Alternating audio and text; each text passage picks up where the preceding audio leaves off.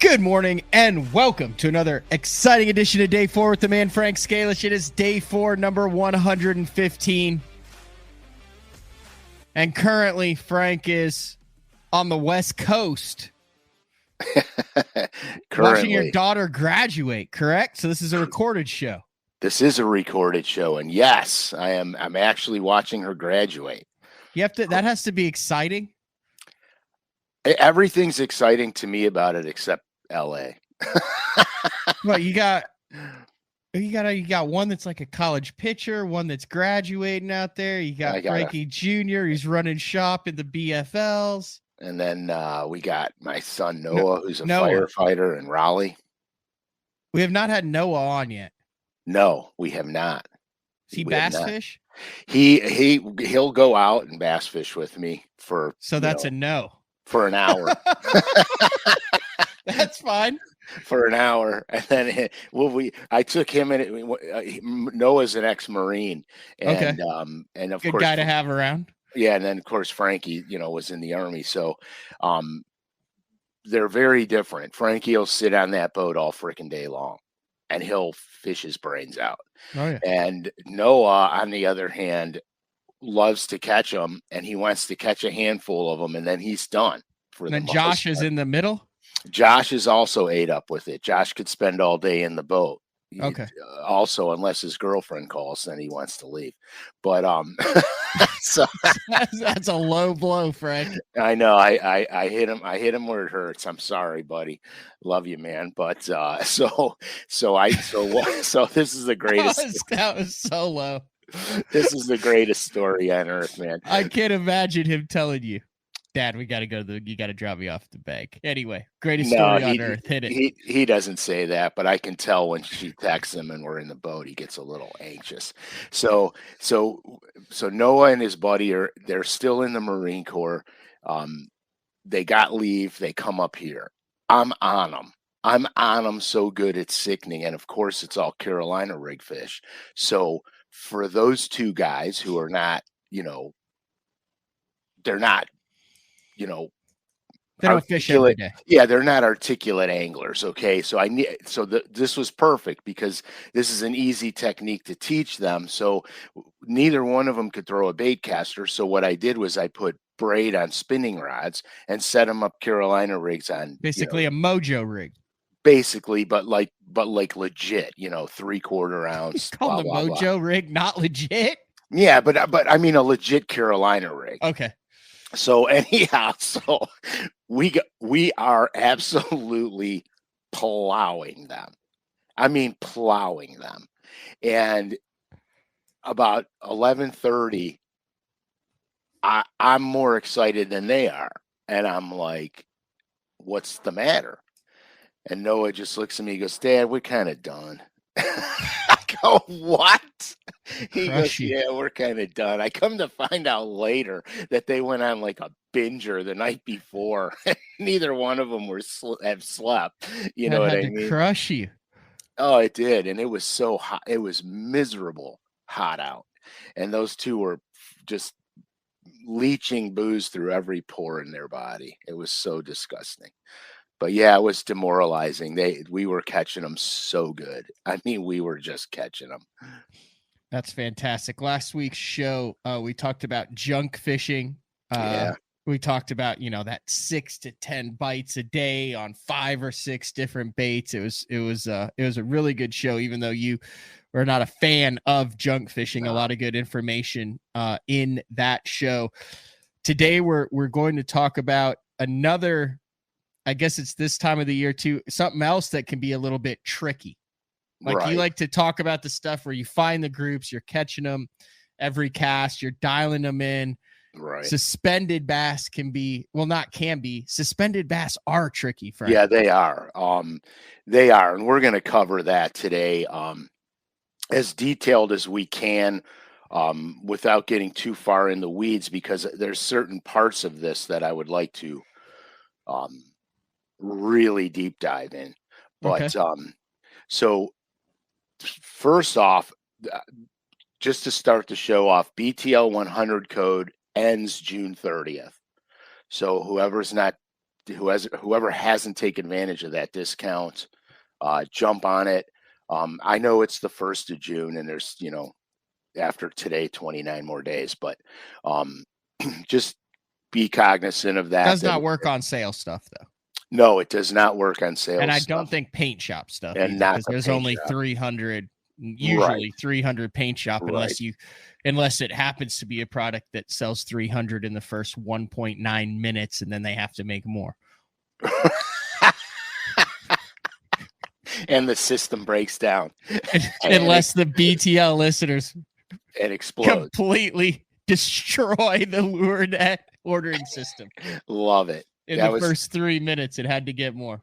That was one of the best things that ever happened, by the way. I just have to say that. Selling out the color number 7 is what we're talking about. Yeah, we had remember we talked about before that show, like you were like, I remember you were a little bit, you felt vindicated because you were like, I told him. Yeah. I told him 300's not enough. I told him yeah. they need to have the site ready. I told him, and we were sitting there before the 100th show going, do you think we could do you think this could lock the site up? And I was like, surely not. And then we're like, it's kind of antiquated a little bit. And dude, minute and a half in, dud, melted the server. We actually were talking about it before we went on, and we were making fun of it, going, wouldn't that be crazy if they locked the system up or, broke the system? And so we were making fun of it. Really. Didn't think it could ever happen. Never. And it actually did. It was fabulous. It was absolutely fabulous. It was fabulous unless you were one of the 1,000 people that were trying to that were trying to get the order in. But then the cool thing was fast tracked. This has never been done before in the paint shop.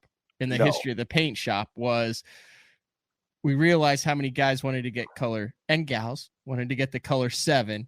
So you made calls, and then LureNet fast tracked through all the channels to get it. Look, I still got it right here. Here's the interesting thing that I did, and I meant to do this last week. So this is the you could tell which version is which because mine's autographed. I signed and dated yours. That's what I'm saying. Yeah. But I was just going to compare as to how close. Okay, so this one is yours, correct, and it's got the sign and date on the bottom. But I'm amazed at how close they were able to get. Oh yeah. They did a fabulous job. The only thing that's noticeably different is you have a faded 7 on the bottom of yours, and that 7 is more solid. Correct. But like from the sparkles to the hint of chartreuse, yeah, they got it to everything. It's friggin' dialed. Yeah, and I want to tell you how hard that color is to paint, because I've got pearls and stuff overlaid in there. That color is tricky to paint, and they did a fabulous job. I mean, an absolute spot-on job with that. I would assume by now they're probably sold out again. Well, I would have no way of checking into the near future. Well, here's the deal. How does one get a color like in production? So just like a normal color, like to where it's like, hey, we offer color 7, just like we offer every other color, and it's not a specialty color. Okay, so what happens is I paint my bait, my version of whatever I want. So let's call it color A. I paint color A. I paint them a couple of finished products. Like if this is fried green tomatoes, so it doesn't count, but because I didn't do fried green tomatoes, obviously everybody knows it. So let's just say I take fried green tomatoes. Okay, that's freaking badass. I'm gonna paint this color.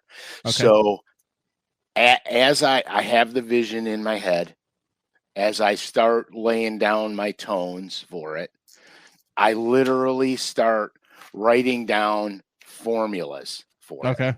Okay. So I say, okay, my bait, if I'm doing a transparent bait, semi-transparent bait, I say, okay, I'm going to lay down pewter pearl. Keep it transparent, spray the whole bait pewter pearl. Then I go on to the next step. And then the next step might be the quintessential gut bag. So I'll say paint the belly of the bait only where the stomach is white. And then I'll say the next step is to paint white pearl over the white belly, gradiated out to the tail. So I do a paint by numbers. And then I give the paint by numbers, the finished products that I painted, to them. And then they go through and then they paint them, and they write their formulas down for mass production painting. Now that doesn't mean painted by a machine. There's people that paint them. And so then everybody will get their list of how they have to paint this bait.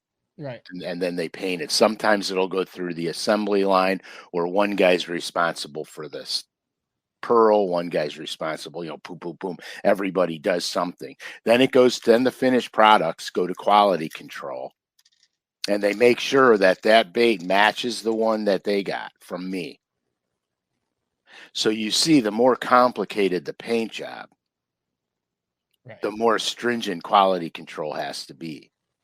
And color 7 was a very complicated color. I think color 7 had, if I'm not mistaken, I'd have to go back and check, but I think it had 14 or 15 steps to it. So they had to make sure that every step they did was perfect along the way. And that's how it's, I feel like a color like Okie Shad would have like a bunch of steps to it too. Well, yeah. I mean, they do. Some of them look complicated, and they're not. Complicated and they're not. Like I'm working on another series of colors which I can't disclose yet, for them, that the first set that I've done look insane. They're awesome. They look crazy complicated. But they're not really, because they're all transparent type colors with pearl overlays and so forth on them. And it's just a matter of following the order in which you're laying this stuff out. Because if you change the order of anything, it changes the color of the bait. Right. Anyway. Okay, wait, follow-up question. So like heading one knocker spooks. Yes. So like I'm on the site right now. There's Ghost. Pull it up so I could see it. Can you do that? Yeah, there's Ghost, Okie Shad, Pearl Shad. Yeah. Finish Foxy Shad. So how do we get 7 into the rotation of this to where it's not a specialty color, but it's one of their staples? See what I'm saying? Yeah. So So like, how do they determine what colors go into regular production as opposed to just a one-off specialty?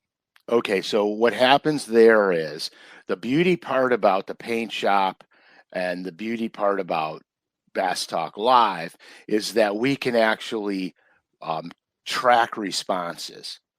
So now what happens is, since we know the color 7 had a big response, although I will say this, color 7 might not be a good color to choose from, because it's that color had a lot of meaning to our base, to Bass Talk Live fans. But what would happen in general would be, we would go, okay, that color sold. So we have all the colors and we rate them how well they sell. And we take the top selling colors, and those in turn go into the line. To make it short, sweet, and simple. That's how it works. Because now we don't have to guess. We already know. You know what I mean? There's no guessing anymore. In the old days, before we had the venues of social media, et cetera, it was a pretty good educated guess on what you were going to put in the line. And a lot of colors would go into lines, not only with our brands, but other brands. A lot of colors would go in the lines, and then you would notice that a lot of colors would get discontinued because they wouldn't sell. I got you. Good stuff. Just a little bit behind the scenes look there on how stuff goes down. Yeah, crazy. I said that was got nothing to do with suspended bass, man. Well, I'm sure there's a suspended bass or two that's smoked a one knocker in their day. Oh yeah, without a doubt. Do you want to start this deep dive here, because this is probably one of one of the trickier shows that we've done in the 115 episodes is the suspended bass. I mean, if you're a master of catching the suspended fish, you could won some simoleons in your day. Yeah, you get fat in a hurry on them. So here, let's just start this thing going. So so here I've seen, because I'm going to break this down and then people are going to go, oh no, that's BS, because so here I've seen suspended bass in all seasons, obviously with the exception of the full spawn. Okay, we know that when they're spawning, they're not over 30 feet of water suspending. But I've seen them suspend in all seasons for various reasons. But there are times when bass will have a tendency to suspend more. Okay. So for example, winter is a for sure suspending bass bite. The advent of the Flash Mob Junior, the A-rig, the advent of the A-rig, gave us the ability to catch those fish with more consistency in the wintertime, because they won't always come and take a jerkbait. Now, there are times when the jerkbait will outperform a Flash Mob Junior, but for the most part, the winter suspending bass, that Flash Mob made them catchable for us. And then, of course, forward-facing sonar doesn't suck, because now you can see where they're at and you can cast to where they're at. So that would lead to early spring. So up north, it would be considered ice out conditions, or very early spring where you guys live, where you never see ice. Okay. That's just the winter movement moving towards spring. So at that point in time, those bass are still suspending, only they're moving towards where they're going to spawn. In fact, by the time the ice melts up here, the bass are already staging where they're going to spawn, but they're suspending out away from it. And where you guys are, they're staging where they're going to go up to spawn or run up the creek mouths or the pocket mouths. That's why a lot of times guys will be catching them in the guts of short pockets in those guts. Okay, so then the other time they suspend, which is probably the most tricky, is the late post spawn. As they're gravitating from the spawn to summer pattern. So what's happening right now here? It's happening right now. This is the slop time that we talked about last week. Southern, Midwest, southern states, I guess. Right. But we have some lakes up here that are in that transition too. Okay. But most of them are not. We're still kind of predicated. We're still late spawn. There's still a lot of spawning going on up here, but that post spawn period is in my opinion is the trickiest, because you have fish doing a lot of different things. The ones that are going to start suspending, the ones that are that are closer to the summer pattern, those are the ones that are going to start to suspend off of, and I'm going to call it the first major drop off the bank related stuff. They'll start to suspend out there. Here I have, do I have an example? This could work. Okay, this could work. So where you see this, where you see this right here, where I have the yellow lines, that's the first major drop off the bank, because you see this is the bank right here, right? Yep. So this is the first major break off the bank. So they'll start to suspend out here as they gravitate towards true offshore stuff. Okay. So they'll start to, that's where they're going to go. That's when you intercept them there, you're almost all the way home for where they're going to be in the summer.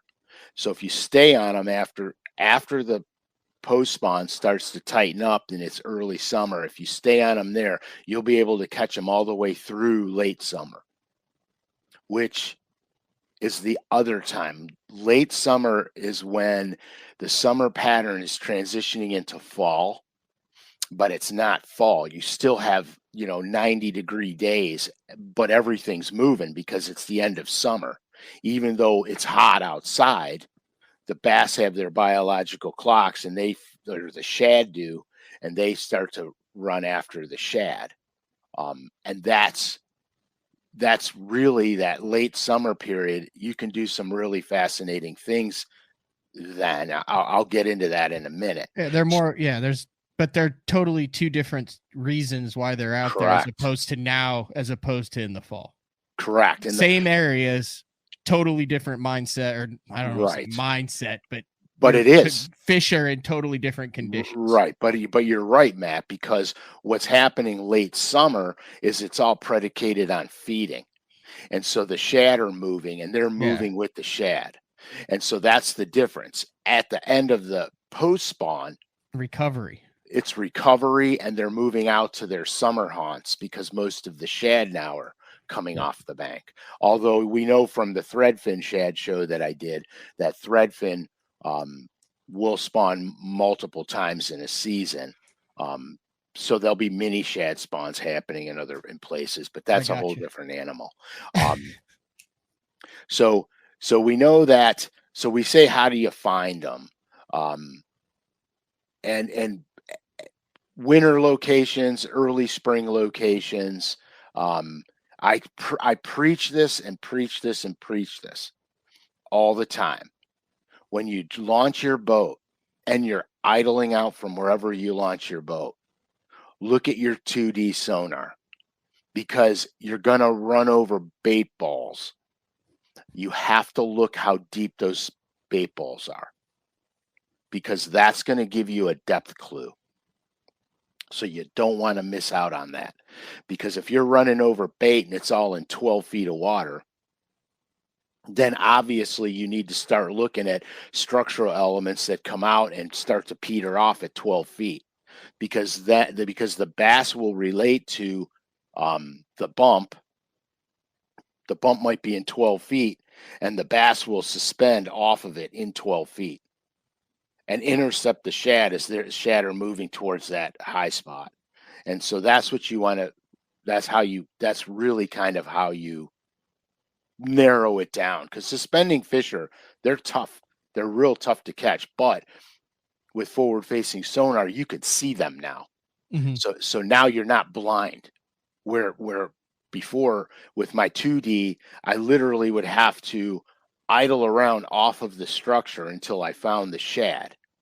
And then what I would do is I would drop a waypoint over the shad, back my boat up, and then cast through the balls of shad to catch them. So it was a little more arduous with 2D sonar, but it can be done, because that's what I used to do. Early spring, like we covered earlier, you're just going to look for the near spawning locations, and then you're going to do pretty much the same thing. Lures that could play early spring and late winter, or winter and early spring, easy. We already said A-rigs, jerk baits, jig heads with swim baits on them, FF sonar minnow, for example. Ned dingers is another Ned rig is another really good bait, because if the fish are not that aggressive, the lighter the Ned head, the net will spiral as it sinks. Look like a dying or injured bait fish. 100%, it's a perfect imitation. And so what happens is, the lighter that jig head you use on your Ned rig, the slower the fall and the wider the spiral. And so it just falls real nice and slow. It's deadly on suspending bass, especially if they're really super finicky. It's deadly. Ned dinger, that's what you're talking about? Yeah, and so you know what? We'll go down this road right now. Sorry, I didn't mean to derail you, but if we're it's not a derailment, because this is in my boat. Oh, upside down. This is in my boat. You can see I got it, all the colors labeled in here. This is my Ned box. It's really simple. It's not a big box, see? Yeah. But I have a ton of baits, and we got all these new colors in the Ned dingers, which I'm really happy about. So okay, so I have Elder's Magic, which is one of my favorites. And this box is like you guys, there's a lot of new colors in it, so you'll have to go to LureNet and check them out. But I got my favorites in here. So I got Elder's Magic, like I said. Then I have in here, I'm going to try to do this without That looks fantastic. Don't spill them. That's perfect there, Uncle Frank. GB Hayes. Yep. And then I've got Pumpkin Groove. Oh, where did this one come from? I don't know. It just jumped out of there. It jumped right out. And then I have Pumpkin Groove, which is here. Green Pumpkin. This is backwards on my screen. Green Pumpkin Blue. And then I have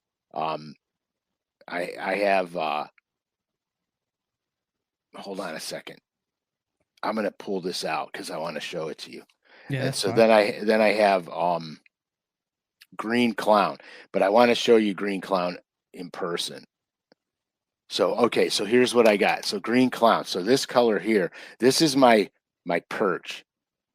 Yeah, that looks very perchy. For all you smallmouth fanatics out there, this is called Green Clown. Green Clown.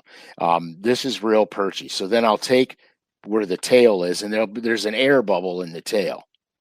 You can see the air bubble in the tail. Mm-hmm. That's so that when it's on the bottom, it's going to stand up for you. Okay, so I'll take the air bubble and I'll dye a little bit of chartreuse on the air bubble, and that's my smallmouth candy right there. So anyway, but as you can see, my Ned box isn't that big because it doesn't have to be. Now there's another color, Northern Lights is another color that should be in here too. But you go on the site and look at them. There's tons of new colors. You could pick the colors out for your lakes because you know how it is. Every lake has certain color hues that, work really well in those bodies of water. So you want to kind of stay in that realm of the lakes that are by you. Like I know what works by me, especially on the Great Lakes. Those colors may not translate in some of the more dirtier reservoirs. So you want to just check out the colors so you can see what works in your area. But anyway, so where were we? Talking about suspended. You're talking about the suspended late post spawn. In the late post spawn and how you could throw a Ned on them, even though it's considered mainly a bottom bait. That a lot of with a light head, you'll catch them suspended and they'll follow. I assume where you're going was that they'll either follow it down or hit it as it suspends. As it falls through them. They'll take it as it's dropping through because it does mimic a dying shad pretty well. So let's talk about it. So you're going to have late post spawn. You're going to have near shore structural elements. You're still going to be fairly close to the spawning areas, and you're going to work your way out this time of year. Work your way out to find the fish. Okay. And once you locate those fish in one area, you'll be able to duplicate this throughout the system. Throughout the lake system, understanding that as you get closer to the dam area, if it's a reservoir, as you get closer to the dam area, it might be a tad bit behind what's going on in the midsection or up by the river section. So just remember that. Some of the baits that I like this time of year, I'll throw lures like the break-in shad, which is a super fluke style bait, even the super fluke, flick shakes, Ned rigs, crankbaits. And here's a neat crankbait, the Norman Deep Baby N. It's a smaller version of the Deep Little N. Mm-hmm. It's dynamite this time of year, especially when those fish are in that 4 to 8 foot range. That little bait it's like popcorn to a bass. So you'll want to check that out. Of course, swim baits, spinner baits, chatter baits, and of course, jerk baits. Yeah, that's the Deep ABN. That bait is absolutely fantastic right now. Before those bass lock in on deep summer, that bait right there is just bass candy. In fact, when I started fishing Bassmasters and right before Bassmasters, we had those baits and we would upsize we'd upsize the belly hook on them and one size bigger. And you'd be surprised the size of the bass you catch on that bait. Now, as I fish this bait more and more and more throughout my career, I decided that I like the action better with the normal size hooks on it. So that's what I started doing. I stopped upsizing my belly hook, because that bait right there will come through willow bushes and everything like a champ. So don't overlook that bait. But with the bigger hook on it, you're going to snag in the brush more. With the normal hooks it comes on, it'll come right through things you won't even believe it comes through. So that's that. Anyhow, so we're going to go to the next, I'm going to say the next real suspending time of year where they're actually doing this out of necessity for survival, and that's going to be the late summer.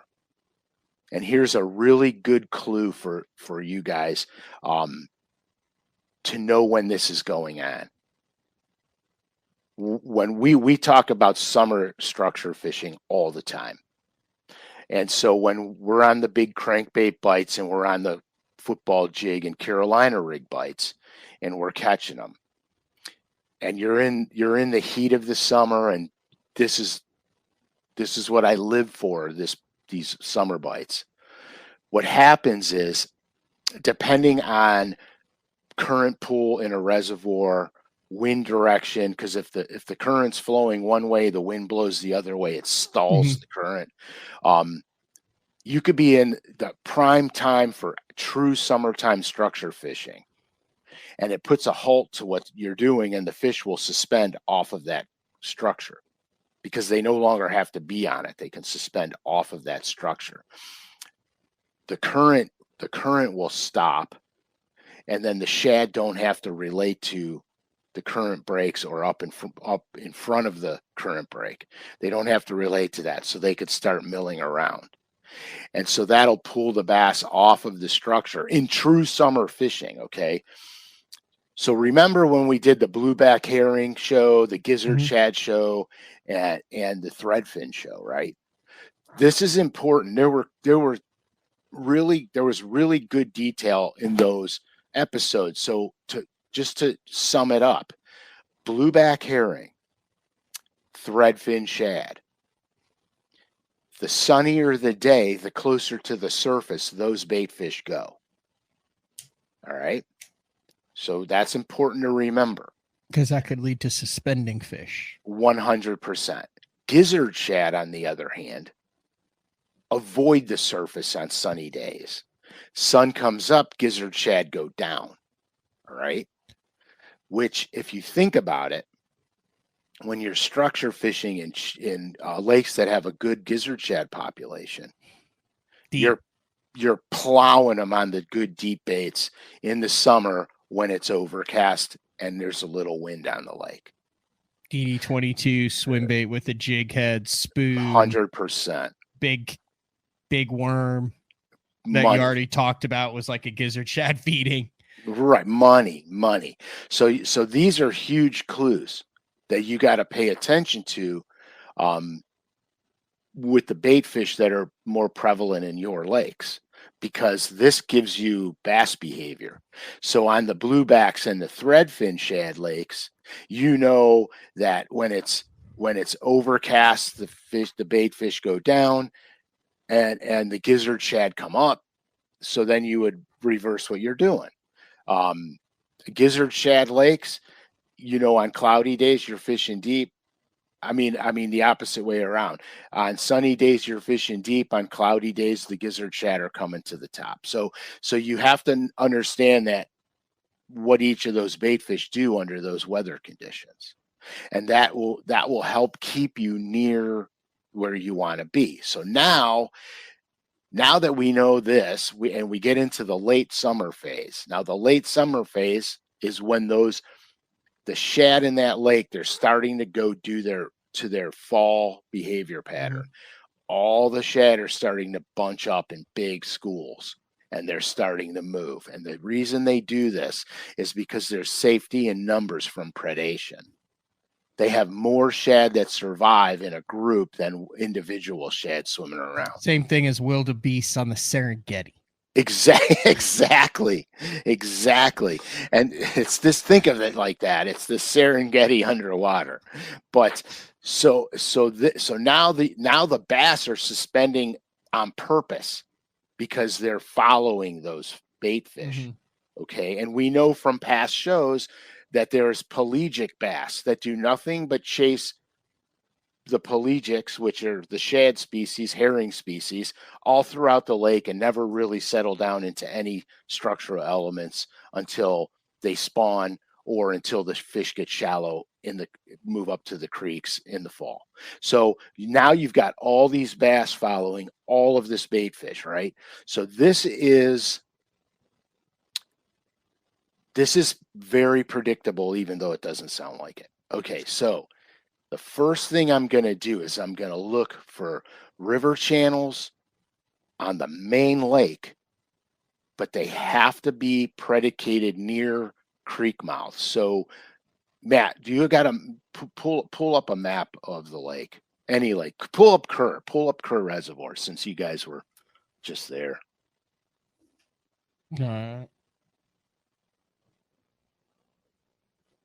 So what you want to remember is, go towards the dam, and let's go. Yeah, that's good right there, right where your cursor is. Zoom up on that a little bit. Okay, stop. Okay, so where that arrow is, where Matt's arrow is exactly right now, is where all those balls of shad are going to start to concentrate before they run up that drain. Okay? Before they start going up that drain into the shallows, they concentrate right on that location right there. So this time of year, this could be, you guys, this could be absolutely fantastic fishing. So what happens is the balls of shad will be out there. All right. Your job with your locator is to find out how deep the shad are, which by the time you get here, you already know how deep the shad are. So they could be 15 foot down over 75 foot of water. 100%, or they could be 30 foot down over 70 feet of water. Okay. Or 10 feet or 20. It doesn't matter. They're going to be suspending out there. So what happens now is this is, I am spooning like a madman this time of year, for real. And I'll throw my deep diving crankbaits as long as I know that my crankbait's going to ride above the shad, literally just right above them or right through the shad balls themselves, but not far below them. Because as your crankbait runs through the balls of shad, it splits the shad. Bass can see that activity, and it could trigger strikes. It could trigger feeding movements from these fish. So I'll use my DD22s, fat-free 7s, and I'll run them right through the balls of bait if I know that the bait's high enough where I can get those crankbaits through them. So this is really spoon heaven here. So I actually will get right on top of the shad balls. Okay. And here's my spoon box. Again, look, it's not big. It is not a big box. It's small. But I got a lot of lead in here. This box probably weighs 1.5 pounds. Wow. So here, real quick, I'll just show you what I got. And we'll talk about it.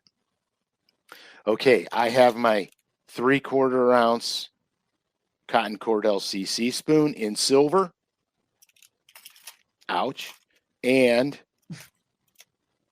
in gold. Oh, here's my in gold.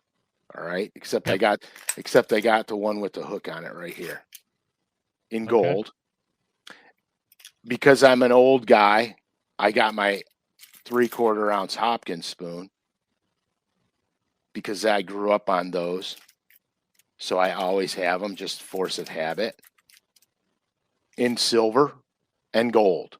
Okay. Now I have my flutter spoons. Okay, the big flutter spoon. So here, let's just talk about something here. Flutter spoons are for a more horizontal approach. You're going to cast the flutter spoon out and you're going to let it sink down through the shad. Almost 100% of your bites on the flutter spoon come as it's falling. That's just the way it works. It flutters through the balls of shad, looks like a dying shad. The bass come up, boom, and they get it, and you got them. This is horizontal. This is where I'm casting it out over the shad and letting it fall through the shad. Okay. Okay. This works on structure fishing too when the bass are aggressive. So, all right, now the CC spoons, Hopkins spoons, just your jigging spoons. Let's just call them jigging spoons. Vertical. You got to be on top of them. What's the difference between a CC and the Hopkins? They look very similar to me. Sorry, that's a rookie question, but no, it's not a rookie question. It's actually a damn good question. This is why I got them both in the boat. Okay, that was my question. Okay, because they look like the same thing. They do. So the CC spoon, the weight in it, and the way it's designed with the hooks off of the body. Mm-hmm. Okay, see how the hook's off the body, and then your line tie is off the body. Yep. Are you adding that barrel swivel? Yeah, I'm adding the barrel swivel. Okay, we're gonna go into a little bait hack right now. Okay, so I add the split ring and the crane swivel to the bait. That gives the bait ease of it flutters easy on the way down. It's freer movement. So when you snap it up and it darts to the side and flutters down, it doesn't take away from the movement of the bait. And if you notice, all my spoons have it on. Okay. So where the CC spoon, where the CC spoon will flutter, it falls and it flutters really good. Offers a lot of flash as it's fluttering down. Your Hopkins spoon darts more. Okay. It swings down, darts more, swings down, darts more. So when I can fish the 3/4, they're both 3/4. Okay. The CC spoon will actually fall a little slower. Okay. Because how it flutters going down. So that's what so it's all predicated on the behavior of the bass. Okay. If the bass are aggressive and want something going through them, I'll throw the Hopkins. If the bass are not so as aggressive, I'll throw the CC spoon because it stays in their face longer, even though they're both 3/4 of an ounce. And then, of course, derail you there. I was just. Oh no, it's not. Curious. It was actually a fabulous question, one that I probably should have answered on my own. That's why you're here, Matt, because you pick up my slack, dude. That's why you're here. I'm here to push buttons and ask questions. But yeah, and here another thing. I'll throw my jigging spoons on 17-pound fluoro. Okay. I very rarely switch that up. I'm using the 3/4 ounce. I very rarely throw a lighter one. Sometimes I'll throw a 1 ouncer, but most of the time I'm throwing 3/4. My flutter spoons, the same thing. When I first started throwing flutter spoons, I experimented with braid on them.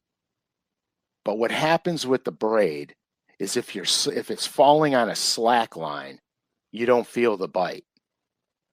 So on the flutter spoons, I'm kind of torn between braid and fluoro because braid's an automatic lockup. When you get them, you're automatically locked up. But that could be a bad thing too, because if you have a wind bow in your line and you're not tight to the spoon, you won't feel the bite. So I kind of have went back to more fluorocarbon on the flutter spoon than braid, but both will work on that. I didn't know this was going to turn into a a spooning show. Nothing wrong with a good old spoon every now and then, Frank. No, heck no. So anyway, so the creek mouse thing is very important. Yep. So if you pull the map back up again, let's dissect it a little better than that. So now let's run across to the big creek arm. Right there. Oops, where'd you go, man? Yeah, stay out towards the main lake. Zoom in on that area right there where the little hump is. See the hump off the finger? The little isolated hump. Right here? Yep. Okay, that isolated hump right there, even though there's 50 feet of water on it, that would be one of the first places here that I'm going to run my boat over. I'm going to look at that because it stands alone. It's very isolated from the rest of everything. Once I look at that, if there's no bait fish over that, the indication to me is that they could be farther up the system. So before I start going up that creek, I'm going to look at the 3 points pointing at that isolated bump. Right there, there, and there. I'm going to look at those 3 points. If the shad aren't over those 3 points, I'm going to run to the one above that where your arrow is, Matt. No. Yeah, right to the right. Where are you? Right across from that one. No. Yep. Go back. It's like cat and mouse. Go to your left. See that? Yes, that one. Okay. I'm gonna check that one. Should I just said the middle one? Let's go. We're rolling. So that one. So the middle one. I'm going to check there. Now, if I start to see bait, if I start to see shad there, then I'm going to go inside the creek a little bit farther, and I'm going to do exactly the same thing, working my way inside that creek arm. Because you're going to find them somewhere in there, depending on how far along they are in their fall migration. You'll find them somewhere within that vicinity. So if you do that and then you zoom out on that map, you could look at dozens of spots right now in that little bit of section that you looked at. There's dozens of places where you could conceivably find them. And understand the bigger the creek, sometimes creeks can be so big that they act as little lakes in themselves. So you may have to break the creek down into sections and then go into sections. But for the most part, that's really the thing on suspended bass. I mean, they can suspend in any season for whatever the reasons, and there are ways to catch them. But there's times when they actually do suspend, like winter, early spring, and late summer. They're actually suspending. You could try to run pelagic bass all year that do nothing but roam and chase shad, and you could find them suspending all year. In a bass tournament situation, I would tend to want something a little more consistent. If it's because you could show up and it could be every cast, or you could show up and it could be they could be gone. Yeah, a desert. Because they constantly move. So the thing is, you just got to let your locator tell you what you need to see. Understand what type of shad or herring are in your lake, so you understand, the bluebacks and the threadfin rise in the sunlight, go down in the shadows. Gizzard shad, the opposite. They come up in the shadows and go down in the sunlight. That's some good stuff. I would like to compliment you on your vocabulary this show. Outside of the pelagic, which we say all the time, you also had arduous and quintessential. Ooh. Those are two high quality words that I feel like you deserve a little bit of extra credit for there, Uncle Frank. Well, I appreciate that. I appreciate that. I'm always working on my vocabulary and my diction. Does that pretty much wrap it up then? Yeah, I mean, it was simple. I mean, just go to LureNet, check out the new Ned Dinger colors because they're fantastic. and then They are. BTL 100 till the end of June. That's all not I got. bad. That was easy. You're not going to get to do any fishing. You're in the land of the giants. I'm in the land of the giants, and okay. I'm not going to. I've been to California a bunch of times. Let's just clear the air. I had some of the best times in my life there, especially with my old sponsors, OSI. Mm-hmm. They take you to In-N-Out Burger. Say, get whatever you want, Uncle Frank. It's on us. We did that. We went to San Diego, and we hung out at some high-dollar sushi places. And, okay. We had a lot of fun down there. My good friend Keith from Paul Rods lives there. I visited him up at Clear Lake. Had some fun on Clear Lake. There are definitely things about California that I love, but LA is probably. I'm just not a city guy. No, I got attacked by a wild turkey in California. I did. At Clear Lake, walked out of the VRBO. Angry Tom was right there. And he went ham on me. Did you have a beard? Because he might have been threatened by your maleness. He had his. Is it called a clutch? What is it called when he's got all of his ladies with him? A clutch. A clutch. He was protecting his harem. He was. He thought I was wanting in on some of that, and he said, "Not today." I only got dude. I got attacked by a turkey once too. I swear to God on my life. Oh yeah. They're bitter. Listen to this real quick story, because we do a story, close the show on a story. Yeah. So when I leave my house to get to the freeway to go wherever I'm going, I pass by. There's a small Metro Parks, used to be an old golf course driving range, and a golf course. Okay. Which is these places, they're polluted with deer and turkey over there. All right. So I'm driving down the road, and there's two turkeys, and they're coming out into the lane of traffic that I'm in. So they walk. I stop the car. I stop my truck because I don't want to plow into them. So I stop my truck, and they walk around the front of my truck. So I roll my window down, because they are literally right smack dab by my driver's side window. They're like literally looking at their reflection in my truck. Getting puffed up. Yeah, they're getting all, juicy. So I roll the window down because they are literally like, that far from me. And this one Tom starts flapping and clawing at my truck side. Like literally, he's like pounding in the side of my truck door. So I was like, "Holy smokes, he's fighting himself, man!" So anyway, that was that. That's my turkey story. That's a good turkey story. There we go. I liked it. It was a little show to end it.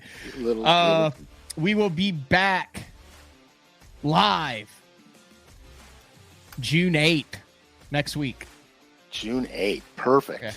Live show, June 8th. Love it. We'll let you know what we're going to talk about there. But until then, suspended bass, some spoon hacks, some bait hacks, some unusual Ned tactics. I like that. The suspended bass with a Ned. You don't hear that very often. No, the lighter the head, the better. All right, this has been another edition of Day 4 with the man Frank Scalish. Day 4, 115. We'll see you next week for Day 4, 116. And that's how it works. After 15, then you have 16. Perfect. Love it. See ya.